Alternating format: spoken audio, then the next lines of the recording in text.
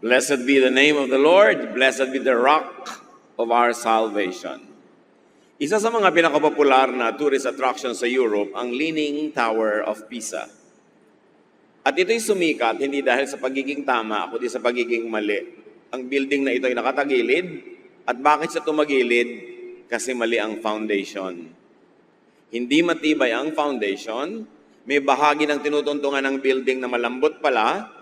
Kaya sa pagtagal ng panahon, bumigay ito at tumagilid ang building. Ganyan din ang pananalig. Ganyan din ang eternal life. Pwedeng tumagilid, pwedeng magiba kung mali ang foundation. Ang pag-aaral natin ngayon, pinamagatan, build on the rock. Kailangan matibay ang pundasyon ng ating pananalig, ng ating kaligtasan, ng ating buhay na walang hanggan. Salamat, Panginoon, dahil pwede kaming magkaroon ng rock as our foundation. Salamat sa inyo, Ama, dahil ipinadala niyo ang inyong anak na si Jesus upang maging tagapagligtas namin, gabay, guro, at tagapagpala. Sa sandaling ito, patuloy niyo po kaming pagpaliwanagan, Panginoon. Forgive us for all our sins, cleanse us, and now enable us to see you in a clearer way. Teach us, guide us. In the name of your Son, Jesus, we pray with thanksgiving. Build on the rock. Jesus speaks in Matthew 7:24 to 27. Therefore, everyone who hears these words of mine and puts them into practice is like a wise man who built his house on the rock. The rain came down, the streams rose, and the winds blew and beat against that house, yet it did not fall, because it had its foundation on the rock. Sino man daw ang makapakinig ng salita ng Panginoong Diyos, ni Jesus, at sumunod dito, at ito'y isabuhay, ay matutulad sa isang napakatalinong tao na nagtayo ng bahay sa ibabaw ng malaking bato, bundok na bato. Umulan man daw, tumaas ang tubig, lumakas ang hangin at hampasin ang bahay na ito, ay hindi ito matutumba, hindi ito matitinag, dahil ito ay nakaugat, nakatungtong sa bato. So hearing and obeying the words of Jesus is like building a house on the rock. And take note of the Greek rendition, the rock, not a rock. Hindi isa lang na bato, kundi ang bato. Specific na bato, hindi kahit anong bato lamang. And house here could mean faith. Of course, it means spirituality, and it refers to eternal life. Even daily, practical life. Ang pinag-uusapang bahay na itinatayo natin ay ang ating pananalig, ang ating espiritualidad, ang buhay na walang hanggan, at maging ang pang-araw-araw na paraan ng ating pamumuhay, maihahalin tulad sa isang bahay na ating binubuo. Kailangan nakatayo, nakatungtong sa bato, nakasandal sa pader. Therefore, those who listen to and obey Jesus build their spirituality and faith and eternal life on the rock, the strong foundation. Pinakalinaw-linaw dito na upang makabuo tayo ng isang matibay na pananalig, isang buhay na walang hanggan na hindi matitinag ng anumang uri ng pagsubok o ng paghuhusga, kailangan ito ay nakasalalay kay Jesus sa pakikinig sa kanyang turo at sa pagsunod dito. Hindi sapat na madinig, kailangan sundin. At hindi sapat na makinig at sumunod kahit kanino na lamang, dapat kay Jesus, kasi siya ang tunay na bato. The words of Jesus and the person of Jesus are the rock. Ano man ang ating pananalig, ano man ang ating values, ano man ang gagawin nating method, approach to life, philosophy in life, dapat nakaayon sa katuruan ni Jesus para ito ay maging matibay, matatag, at ito ay makalampas ng kahit anong pagsubok, lalo na ng judgment. 1 Corinthians 10:3-4, They all ate the same spiritual food and drank the same spiritual drink, for they drank from the spiritual rock that accompanied them, and that rock was Christ. Here, Paul is very clear about who the rock was and who the rock is, none other than Christ. Paul was referring to the Exodus, when the people in the desert ate bread coming from heaven and drank from water that gushed out of the rock. Symbolically, metaphorically, and practically, Paul was saying that rock was Christ. The life of the people of the Exodus, the life of the people then and now, all depend on this rock. And Paul is clear in identifying who the rock was. The rock was Christ. Those that build their faith and spirituality based on Jesus and His teachings build on the strong foundation. Ang tanong ay, may iba pa bang rock? Maraming itinuturing ang mga tao na kanilang rock. Kaya doon naman sila nagbabase ng kanilang pananalig, ng kanilang pamantayan sa buhay, ng mga values nila, ng kanilang sense of morality, sense of right and wrong, at pati na kanilang kaligtasan ay doon nila iniaasa. Pero ang sinasabi ng Biblia at nililinaw ni Paul, there is only one rock, and that is Jesus. At nilinaw pa yan ni Jesus mismo nung sinabi niya that those that hear my words build on the rock, and that is me. I am the rock. May tanong ang maraming mga relihiyoso, isn't Peter the rock? Isn't Peter the disciple, the apostle, the foundation of the church? Dahil sa sinabi ni Jesus sa Matthew 16:18-19. Sabi niya kay Pedro, dahil kausap niya, and I tell you that you are Peter, and on this rock I will build my church, and the gates of Hades or hell will not overcome it. Napakaraming naging misreading ng verse na ito. Ang pinagmula nito ay yung kwento na isang araw na nagdatingan ng mga disipulo ng Panginoon mula sa pagmimisyon kung saan-saan, ay tinanong sila ni Lord. Sabi ni Jesus, ano ba ang sabi ng mga tao kung sino ako? At sabi nila, well, sabi ng iba, si John the Baptist ka raw. Sabi ng iba, kayo daw ay si Jeremiah or one of the prophets.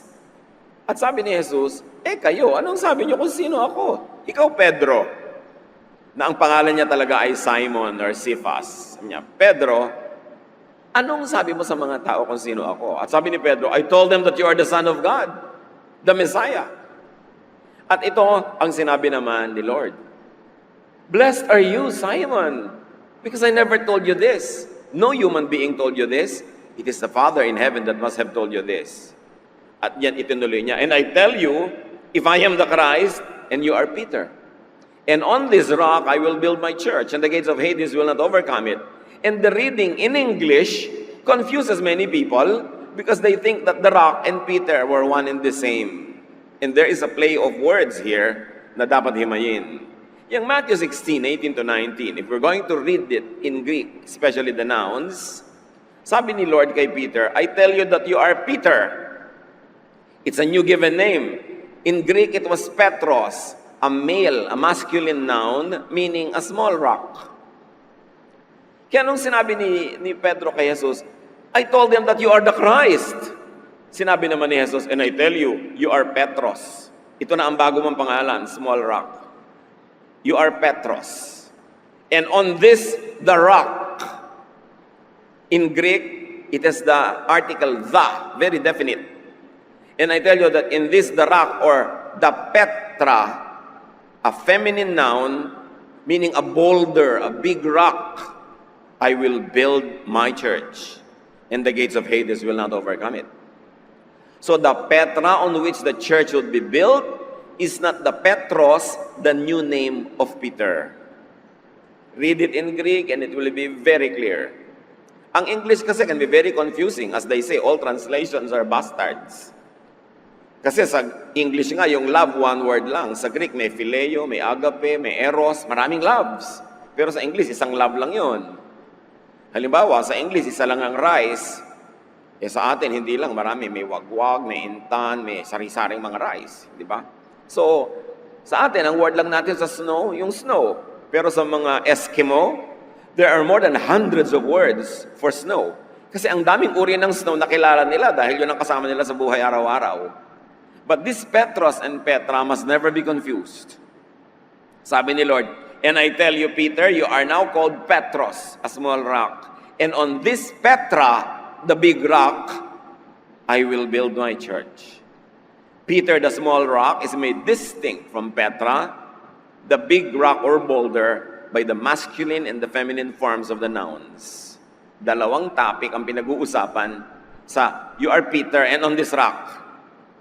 You are Petros and on this Petra.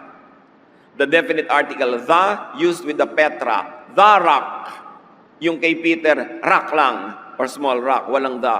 Magkabukod talaga yon. The rock is the strong, hard, unchanging truth. Rock is not Peter because he is not the truth. Jesus is the truth. Jesus is the rock. At hindi na subject to interpretation ang 1 Corinthians na sinabi ni Paul, the rock was Christ. Sinabi kay Peter ni Lord, on this rock, ano yon? On this truth, on this power that I am the Messiah, the Son of the living God, the church will be founded and built. Appreciate natin yung exchange of ideas ng kwento. Sabi ni Lord, anong sabi niyo kung sino ako? Puro mali ang mga akala ng tao kung sino ako. Sabi ni Peter, ang sabi ko po, kayo ang Mesiyas. Kayo ang anak ng Diyos. At sabi naman ni Lord, aba, kung gano'n na ako ang Mesiyas, ako ang anak ng Diyos, ikaw ngayon tinatawag kong Pedro, small rock. And on this rock, balik sa usapan, on who I am, on the fact that I am the Messiah, I am the Son of God, on this rock, I will build my church. Magkakaroon ng church dahil ako ang anak ng Diyos.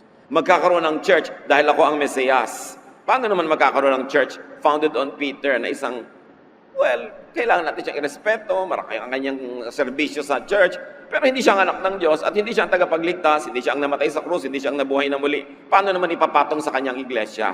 Paano naman siya ang magiging foundation ng church? All common sense tells you that it cannot be. And the subject of the paragraph was who Jesus was.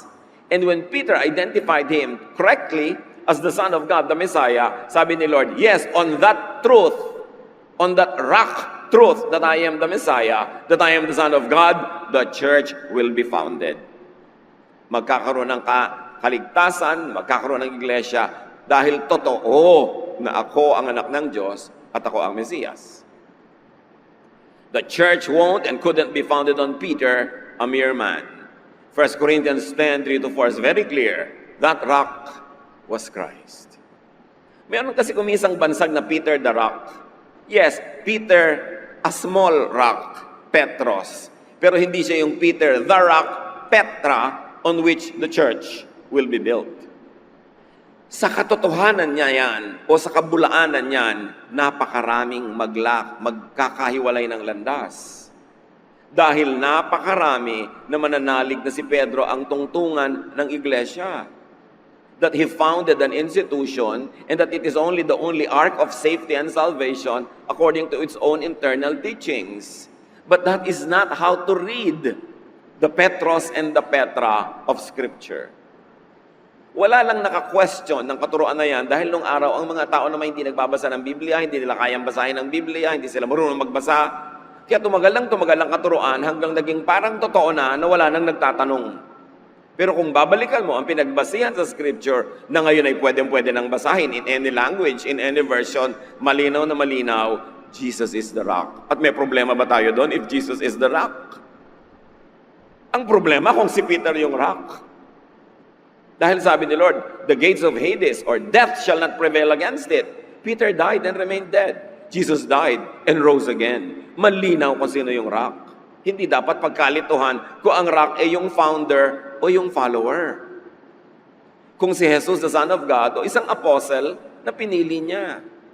Hindi natin dinidisregard si Peter, pero inilalagay natin siya sa tamang lugar in relationship to Jesus, who is the Son of God, na siya namang dapat talagang ilagay sa tamang lugar. At kung tama ang foundation ng iyong pananalig, ang lahat ng kabuntot nun ay tama. Kung mali ang foundation ng iyong pananalig, matutulad ka sa Leaning Tower of Pisa. Matutulad ka sa ibang mga building na gumuho nung inalog ng lindol, nung tinaasan ng baha, nung hinampas ng hangin, dahil hindi founded on the rock. Now, back to Matthew 7. So, sino man daw ang makinig sa pangasalita ni Jesus at sumunod doon ay matutulad sa taong nagtayo ng bahay sa bato. Yung kabaligtaran, verses 26 to 27, but everyone who hears these words of mine and does not put them into practice is like a foolish man who built his house on sand. The rain came down, the streams rose, and the winds blew and beat against that house, and it fell with a great crash. Sabi niya, sa kabaligtaran naman, sino mang makinig ng salita kong ito at hindi sumunod, hindi pairalin sa buhay niya, ay matutulad siya sa isang hangal na taong nagtayo ng bahay sa buhangin. Nang bumagsak ang ulan, nang tumaas ang baha, nang lumakas ang hangin, at hinampas-hampas ang bahay na ito, ay ito'y nagiba at nalaglag ito, gumuho sa napakalakas na dagundong. Nagiba kasi it did not stand the test. The rain could be trials and very especially judgment. Those that base their faith on sand will not pass the test. Nasubukan nyo na ba na tumuntong sa buhangin sa tabi ng beach? Na nung biglang umalon, dumating ang tubig sa paligid ng inyong mga paa, pagbalik uli ng tubig sa dagat, ang daming buhangin sumasama at nauubos ang tinutungtungan yung buhangin. Ganon ang nakatayo sa buhangin. Nawawala, nalulusaw ang tinutungtungan, ang inaasahan. Sand could be anyone aside from Jesus that we listen to. Sand could be any teaching aside from Jesus' teaching that people follow. Malungkot ang wakas ng nakatayo sa buhangin. Yung Leaning Tower of Pisa, nagagandahan lang ng mga raming tao kasi kakaiba. Pero ang worry nila lagi, pwede na siyang gumuho any moment. Hindi kasi nakatapak sa matibay na pundasyon. Building lang yon, non-living thing. Paano ang iyong espiritu? Paano ang iyong kaluluwa kung hindi ka nakatapak sa bato? Paano ang iyong pangaraw-araw na buhay, ang iyong mga value system? Paano ang mga desisyon mong ginagawa kung hindi nakatungtong sa turo ni Jesus? Paminsan-minsan nakakasurvive, pero madalas hindi. Alat tsamba. Pero ang nakatungtong sa bato, sabi ni Jesus, kailanman hindi matitinag. Kaya mahalagang unawain kung sino ang batong ito. A house, faith, spirituality, or eternal life based on someone or something else will fall with a great crash. Kaya malinaw na sinabi ng Panginoong Yesus sa John 14:6, I am the way, the truth, and the life. Parang the rock. No one comes to the Father except through me. Pwede kaya na si Jesus ang the way, the truth, the life, tapos iba yung rock. Hindi siya. Magiging very inconsistent yan. Dalawa na pala ang pwedeng daanan. Isa lang. Si Jesus lang. At hindi natin binabaliwala ang sino mang nilalang lamang na napagkakamalang siya yung rock. Siya man ay matutuwa na maituwid ang mga maling paniniwala ng tao dahil kahit si Pedro ngayon, hindi niya ikatutuwa na siya ang napagkakamalang rock. Kasi hindi niya aagawin kay Jesus kahit kailan yung distinction na yon. Tao lang ang nagbigay sa kanya nun. Pero hindi siya ang kumuha nun para sa kanyang sarili. Ikagagalak ni Pedro na ito ay maituwid. At ikagagalak ni Pedro na ipakilala ang mga tunay na mga may office sa church at yung mga hindi na napagkamalan lang at nakasanayan na lang. At minsan hindi na tinatanong pa dahil natatanggap ng karamihan. Pero sinabi ni Jesus, the way is hard, the door is narrow that leads to life, and those who find it are few. The way is easy, the road is wide, the door is wide open that leads to destruction, and those that find it are many. Hindi nadadaan sa paramihan yan. Ang katotohanan ay dinadaan kung ito'y nakakapit sa salita ni Jesus, sa katuruan ng Scripture, hindi sa tradisyon, kaugalian ng tao. After an unusual teaching was shared by Jesus, many deserted Him. Alam niyo ang Panginoong Jesus, dumating siya upang ituwid ang maraming pagkakamali, lalong-lalo ang mga religious beliefs and mistakes of His own people. Hindi nagustuhan yon ng religious establishment, kaya siya ipinapatay. At si Jesus ay nagtuturo ng tama para palayain ang mga tao mula sa mga pagkakatali sa kung ano-ano mga kaugalian at tradisyon na hindi naman kailangan, pati yung mga taong pinapalaya niya nagalit sa Kanya. Marami siyang tinuturuan ng tumalikod sa Kanya. Konti na lang natira. At yung mga natira, tinanong niya sa John 6:65 to 68. He went on to say, "That is why I told you that no one can come to me unless the Father has enabled him." From this time, many of his disciples turned back and no longer followed him. "You do not want to live too, do you?" Jesus asked the 12. Simon Peter answered him, "Lord, to whom shall we go? You have the words of eternal life." Nung maraming nagtalikuran kay Jesus dahil sa mga katuruan niyang kakaiba sa pandinig, tinanong ni Jesus ang mga konting natira, "O kayo rin ba, tatalikod na rin sa akin?" At sabi ni Pedro, kanino naman po kami susunod? Kayo ang nagbibigay ng buhay na walang hanggan. Ang salita niyo ang nagbibigay ng buhay. Marami kasi ganyan mga relihiyoso Turuan mo ng tama, magagalit sa'yo. Palayain mo mula sa mga kadiliman, magagalit pa. Dahil gusto nilang manatili sa kadiliman. Pero sabi ni Lord, kaya sinabi ko sa inyo, liban na lang kayo pagkalooban ng Ama sa langit ng grasya, hindi nyo talaga maiintindihan. Kasi sobrang nakalubog ang mga tao sa kadiliman, sa kamangmangan, na sa katagalan na nandun ay nagmukha ng iyon ng standard at yun ang tama. Sa niya, marami talagang hindi uunawa dahil hindi sila magbubukas ng kanilang puso. Pero sabi ni Pedro, kami po bukas ang aming puso. Nakita na namin na kayo ang tagapagligtas. Wala na iba pang panggagalingan ng salitang nagbibigay ng buhay. Sa inyo kami, kahit ano pa ang mangyari. Itong Pedrong ito, ang pinagkamalan ngayon ng tradisyon na naging rock, I'm sure ikinalulungkot ni Pedro yon. Hindi niya gusto yon. Dahil hindi naman siya ang pinanggagalingan ng buhay na walang hanggan. At hindi niya kahit kailanman tatangkain na kuhanin yung title na yon. Mga kapatid, napakalinaw, don't build on sand. Kung kayo man ay magpapagawa ng bahay, lalo't may budget, lalo't maganda ang bahay at gusto niyo magtagal, pinipili niyo talaga ang foundation. Nakita ninyo, yung mga pumili na bumili sa mga subdivision at tabi ng ilog, tuwing may baha, tuwing may bagyo, ninenervyos. Kasi nandun ang foundation ng bahay nila Yung mga naman pinili, kahit hindi sila conscious na nung napili nila, nandun pala sila sa mga bato, sa mga burol, tuwang-tuwa sila sa naging choice nila, dahil ngayon tuwing may baha, tuwing may bagyo, hindi sila gaanong nangangamba, hindi tulad ng mga nasa tabing ilog, hindi mga nasa gilid ng bundok na pag 3 araw ng umuulan, lumalambot na yung lupa, pwede mag-landslide na at patabunan sila. Talagang location, location, location. It depends on where you are. Kahit sa business. Ang ganda-ganda ng business mo pero nasa 2nd floor, naku madalas lalangawin ka, lalo sa mga Pilipino, ayaw umakyat ng hagdan.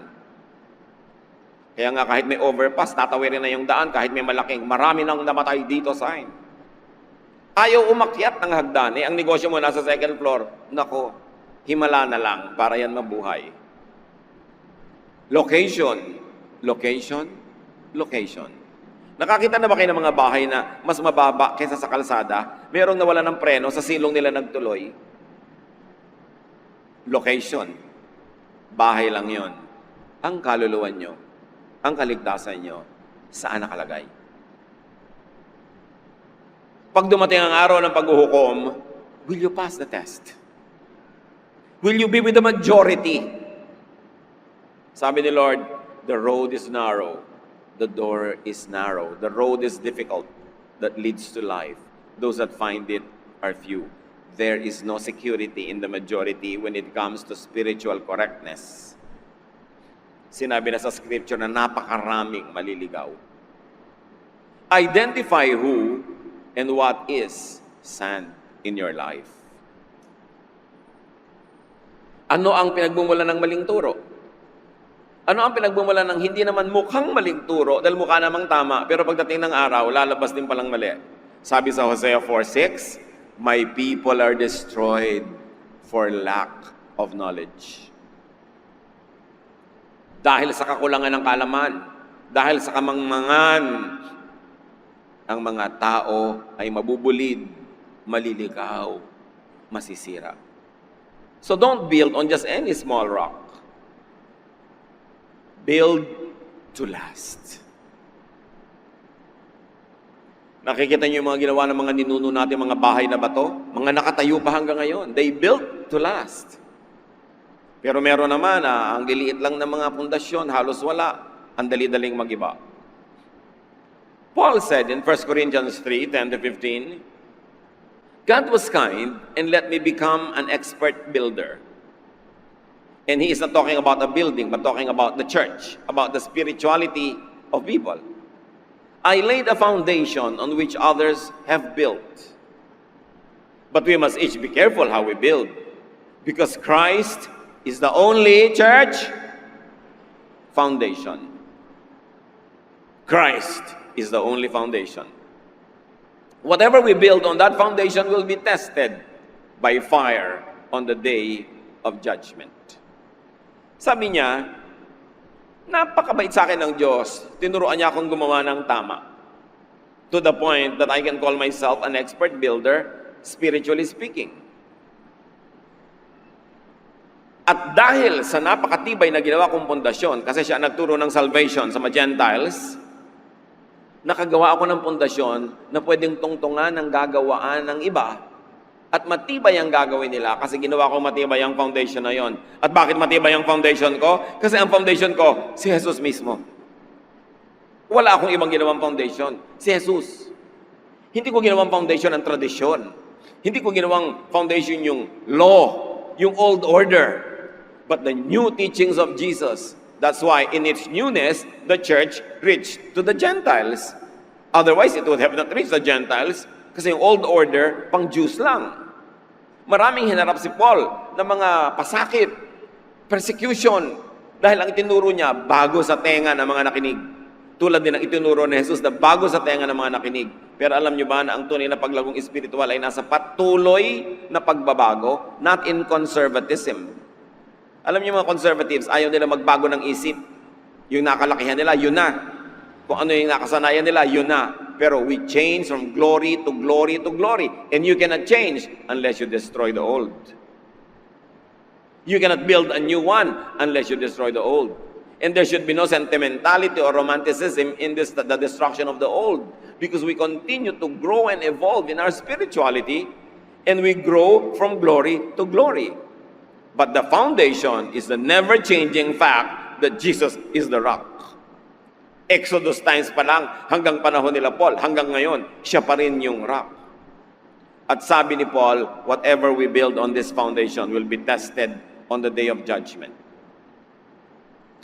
Lahat tayo mga kapatid, kasama sa pagbuo ng spiritual house, the church.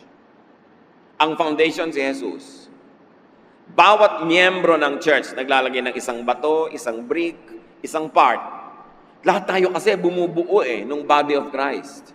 Pero sabi ni Pablo, alam nyo, yung mga pinaglalagay nyo dyan, itetest siya ng panahon. Kumakanta ka, yung kanta mo, itetest siya ng panahon. Nagtuturo ka ng Bible class, itetest ng panahon. Naglilingkod ka, nagdodonate ka, may ginagawa ka, susubukin niya ng panahon. At ang susubukin, ano yon? Nagbunga ba yan ng kaligtasan ng iba? Nagbunga ba yan ng paglago ng mga naligtas na? Talaga bang may bunga o wala? Kasi, sabi sa ni Jesus, you must bear fruits, fruits that remain. Kaya dapat quality. Kakanta ka, malinaw ba yung letra o parang nilalamon mo ang mga letrang para kang umaatungal na binabangungot? Kasi kung hindi nila naintindihan, hindi tatalab sa espiritu, walang mababagong ugali, walang maliligtas, walang i-improve na area of salvation, therefore walang bunga. Time will test the fruit of your work. Nag-preach ka, nag-Bible study ka, nalinawan ba yung leksyon? Yung linaw na nagkaroon ng pagbabago yung espiritu. Kasi yung espiritu ang eternal eh. Nagkaroon ng improvement. Nalapit ba ng nalapit sa original na image ni Jesus? Yung taong nakinig sa iyo dahil sa linaw ng iyong pagtuturo. Sa bait na ipinakita mo, buti na ituro mo ba ang kabutihan ni Jesus? Sa kagandahang loob mo, sa excellence ng iyong pagtatype, sa excellence sa paggawa mo ng poster o ng dekorasyon na elevate ba yung espiritu ng mga tao para makita nila yung kagandahan ng Diyos? That they are transported from their mundane daily existence to a higher level of spirituality because of your art or your science or your craft. Time will test your work. Okay, nagbigay ka ng donation, pero saan? Kanino? Yung bang ibinigay mo na yon nagkaroon ng bungang kaluluwang naligtas? O mga naligtas na naturuan, umasenso, o mga nagugutom na napakain, kailangan may bunga.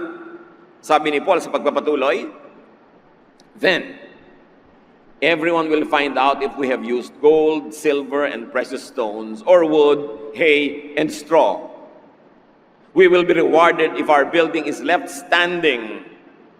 But if it is destroyed by the fire, we will lose everything. Yet we ourselves will be saved, like someone escaping from the flames.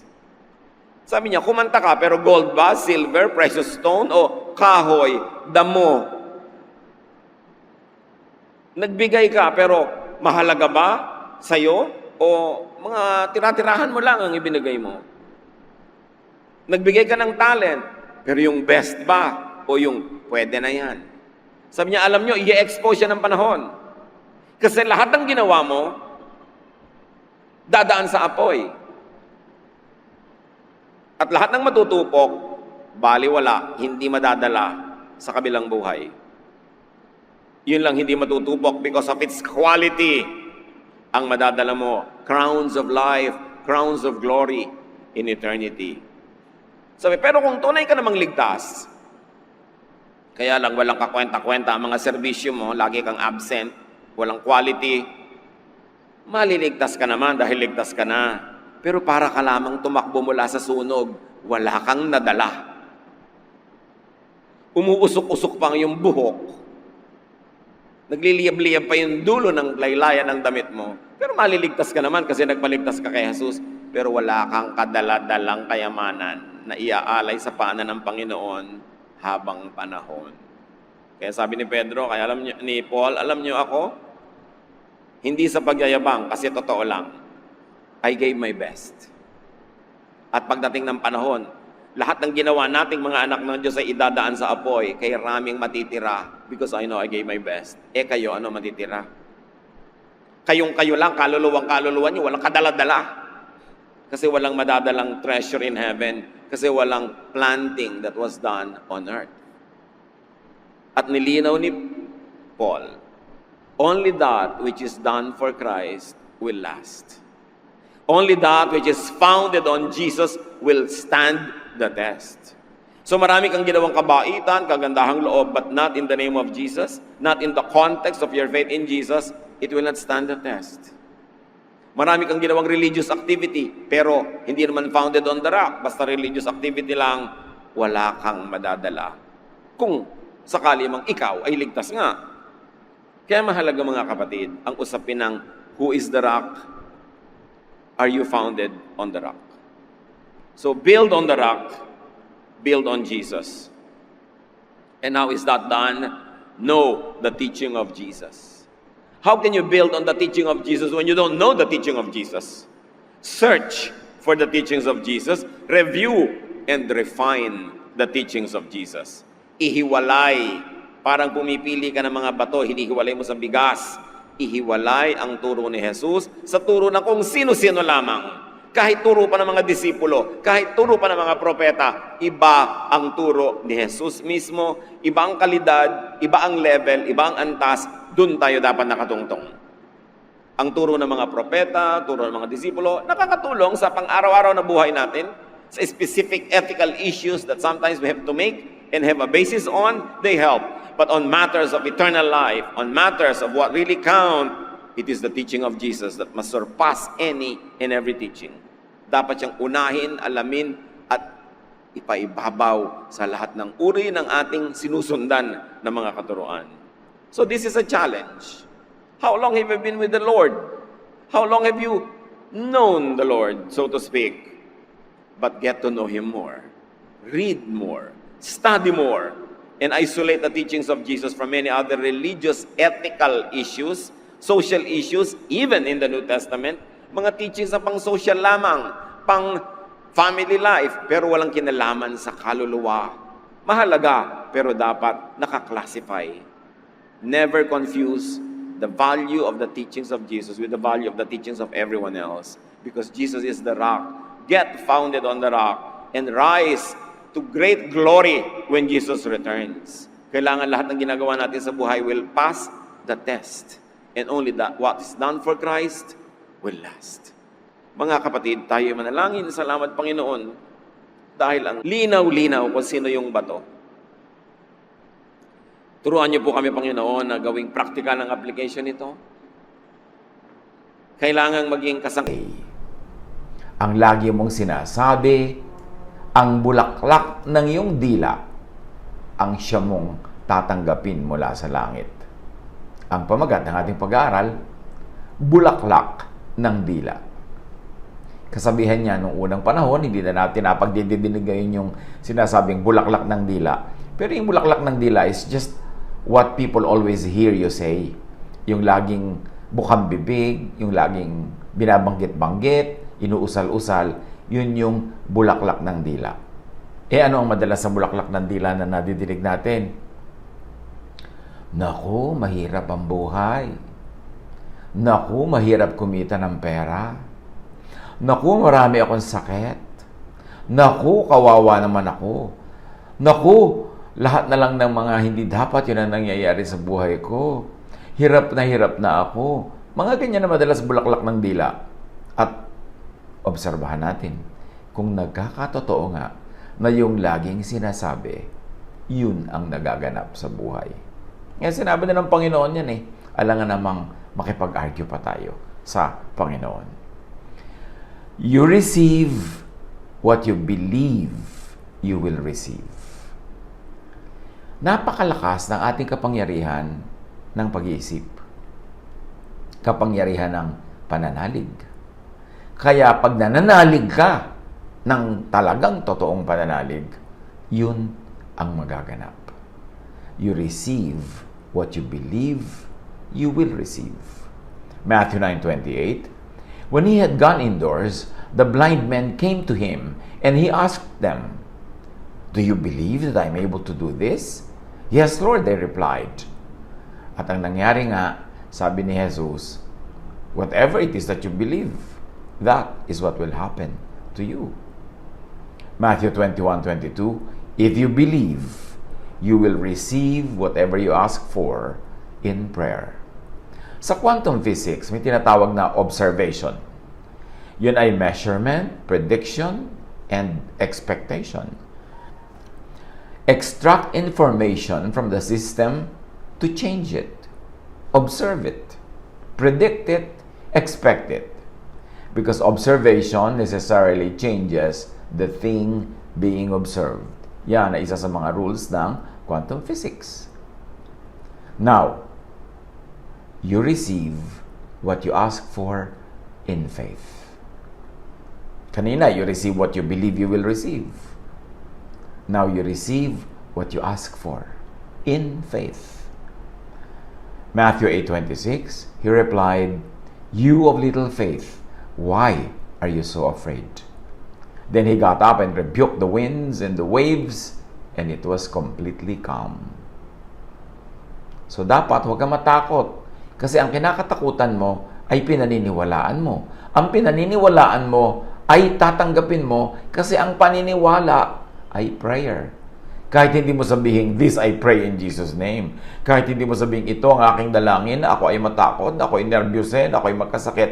Ang kinatatakutan ay pinaniniwalaan. Kasi kung hindi ka naniniwala, ba't ka matatakot? Ang kinatatakutan ay pinaniniwalaan, at ang pinaniniwalaan ay dasal, at ang dasal ay tinutugon.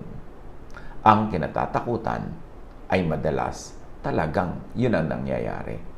Kasi meron kang faith doon eh. Matthew 9:22, Jesus turned and saw her. "Take heart, daughter," he said. "Your faith has healed you." And the woman was healed at that moment. Malinaw ang sinabi ni Jesus. Kulang na lang sabihin niyang, hindi ako ang nagpagaling sa iyo. Ang pananampalataya mo ang nagpagaling sa iyo. Kasi kung si Jesus lang yung nagpapagaling, di dapat lahat ng tao sa paligid gumaling. Ito yung babae lang ngayon ang gumaling eh. Kasi siya lang ang may pananalig. Yung pananalig ay nagpapagaling. Yung pananalig moves mountains. Yung pananalig creates reality. Matthew 9:29, then he touched their eyes and said, "According to your faith, let it be done to you." Yan ang ginawa ni Jesus doon sa mga bulag. Sabi niya, kung ano ang pananalig nyo, yun ang magaganap sa inyo. Sa quantum physics, in quantum mechanics especially, the observer and the system being observed become mysteriously linked so that the results of any observation seem to be determined in part by actual choices made by the observer. So, yung observer, ikaw, at yung system, yung gusto mo mangyari, yung gusto mong ipanalangin, yung pinaniniwalaan, meron kayong ugnayan at naaapektuhan mo ang iyong ino-observe. Naaapektuhan ng iyong pananalig ang realidad. Your faith can move mountains. Halimbawa, dito sa ating example, na kung inyong maiintindihan, naiintindihin. Kung nahihirapan naman kayo intindihin, di palampasin nyo na lang. Kasi kahit naman hindi natin pansinin yung mga excursions natin into quantum physics, meron tayong makukuha sa ating mga mensahe. Ito ay para lang doon sa ready, willing, and able to appreciate yung mga ginagawa natin na cross-referencing with quantum physics. This is a simple illustration of superposition. The man and woman has two futures: remain single or create a family. It is their decision that determines the outcome, but both futures are equally valid. Lahat ng possible outcomes at states ay taglay na ng mga objects. Sabay-sabay na nangyayari yan at pare-parehong valid. Tulad sa illustration, yung naging family sila at nung naging single sila ay parehong sabay na nagaganap. Pero they can only live in one possibility. Depende kung ano ang ino-observe nila. So, karagdagan sa ating pag-aaral ngayon, you receive what you have in mind, what you think of, what you always say. Nagaganap sa iyo, natutupad ang bulaklak ng iyong dila. Matthew 7:7, continue to ask, and God will give it to you. Continue to search, and you will find. Continue to knock, and the door will open to you. Tandaan, to think of is to ask. To believe in is to ask. To ask, to believe, to think, pare-parehong equivalent yan ng prayer. To always talk about it, to always inquire about it, is to search for it. And to search is to find. To continuously insist on it is to knock. And when you knock, the door opens. When you insist on something, when you insist with your words, with your thought, with your faith, na mahirap ang buhay, mahihirapan ka nga. When you insist na ang mga tao hindi pwedeng pagtiwalaan, yun nga mangyayari sa iyong buhay. When you insist na mabibigo ka, hindi malayong yun nga ang maganap. Continue to ask, and God will give it to you. Continue to search, and you will find it. Continue to knock, and the door will be open to you. Kaya, dapat nating disiplinahin ang ating pag-iisip, pagsasalita, paniniwala, maging ating mga emosyon. Kasi yan ay parang magnet na tumatawag dun sa iniisip, sa pinaniniwalaan, maging sa kinakatakutan. Matthew 8:8. The centurion replied, Lord, I do not deserve to have you come under my roof, but just say the word, and my servant will be healed. Ito yung centurion ay nanalangin kay Jesus na pagalingin yung kanyang katulong na nasa bahay, malayo doon sa lugar na kilalalagyan nila yan ni Jesus nung oras na yon. At sabi niya, hindi na po nyo kailangan magpunta sa bahay namin. Sabihin nyo lang, susunod sa inyo ang lahat-lahat at gagaling ang aking katulong. Yan. Paniniwala, pananalig, at naganap nga. Mark 11:23, Truly I tell you, if anyone says to this mountain, Go, throw yourself into the sea, and does not doubt in their heart, but believes what they say will happen, it will be done for them. Ito ay isang talinghaga sa pagtingin ng marami, pero pwede rin ito maging literal. Kasi you create your reality with what you believe in, with your faith, with your words, with your thought, sa bulaklak ng iyong dila. Quantum physics suggests that objective reality does not exist. In the micro world of atoms and particles that is governed by the strange rules of quantum physics, two different observers are entitled to their own facts. Ang dalawang magkaiba ang paniniwala ay maaaring parehong matupad kung ano ang pinaniniwalaan nila, kahit yun ay magkabaligtad. May kanya-kanya silang magiging reality. Two individuals do not have to share the same reality. Kanya-kanya ng realidad ayon sa iyong pananalig. Ang bulaklak ng dila ay nagiging prutas, pagkain, diet. Ang bulaklak ng dila ang nalulunok. Your food becomes you. Your thought becomes you. Your word becomes you. Kaya pag-ingatan yan. Do not carelessly think. Do not carelessly talk. Dahil yun, pag pinaniniwalaan mo ng ganap, ay nagaganap. Proverbs 18:21, the tongue has the power of life and death, and those who love it will eat its fruit. Makapangyarihan ang dila, makapangyarihan ang salita, makapangyarihan ang diwa, ang iniisip, inuusal, sinasabi. Ephesians 4:29, do not let any unwholesome talk come out of your mouths, but only what is helpful for building others up according to their needs, that it may benefit those who listen. Pinag-iingat tayo sa pagbibitaw ng salita kasi daw yung salita natin nakakaapekto sa kapwa. So ang usalin mo, ang sabihin mo ay yun lamang na makakabuti sa iba, makakapagpalakas ng kanilang pananalig, ng kanilang buhay, at makakatagpo sa kanilang mga pangangailangan. Kasi oras na nagsalita ka, napakalaki ng posibilidad na magaganap yun, lalo't pinaniniwalaan mo at pinaniniwalaan nung nakikinig. Matthew 12:36, but I tell you that everyone will have to give account on the day of judgment for every empty word that they have spoken. Now, akala naman ng iba, laging doon pa sa malayong day of judgment magkakaroon ng pagsusulit. Isn't every day a day of cause and effect? And in application, isn't every day a day of judgment?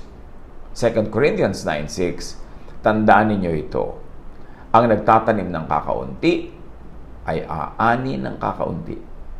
At ang nagtatanim naman ng marami ay aani ng marami. So, meron agad na result. Meron agad na judgment. Nagtanim ka, aani ka. Hindi ka nagtanim, wala kang aanihin. Judgment yun.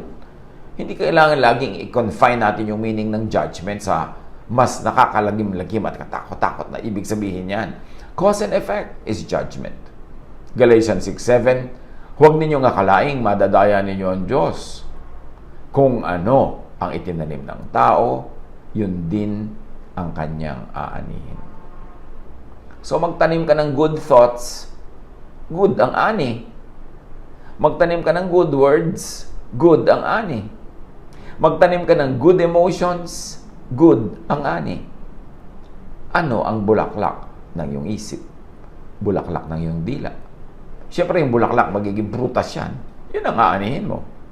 Therefore, bantayan, pag-ingatan, piliin ang iniisip, ang sinasabi. Yan ang magkakatotoo. Piliin ang itinatanim. Yan ang aanihin. Luke 7:14. Then he went up and touched the bier they were carrying him on. And the bearers stood still. He said, "Young man, I say to you, get up." Sinabi ni Jesus with all conviction. Sinabi niya doon sa patay, bumangon ka. At bumangon ang patay. Yun ang power ng words. Luke 11:9, so I say to you, ask, and it will be given to you. Seek, and you will find. Knock, and the door will be open to you. Sa quantum physics, may tinatawag na superposition. All possible outcomes of the system are superimposed into each other. Observation will force the system into one definite outcome. In so many words, lahat possible. Pero kung ano ang iyong hilingin, paniwalaan, usalin, sabihin, yun ang magiging totoo sa iyo out of many possibilities. A system exists simultaneously in all its possible forms when not observed. Once observed, the system will just take one form out of all the previous possibilities. Sa ating illustration, makikita yan. Kung gusto nyong makita at hanapin, you will find it. Kung wala naman kayong ganang magtingin pa dyan sa mga illustration, wag na. Pwede rin namang hindi. Dahil naiintindihan naman din naman from the verses that we are trying to study. But believe in, think and speak of what you want.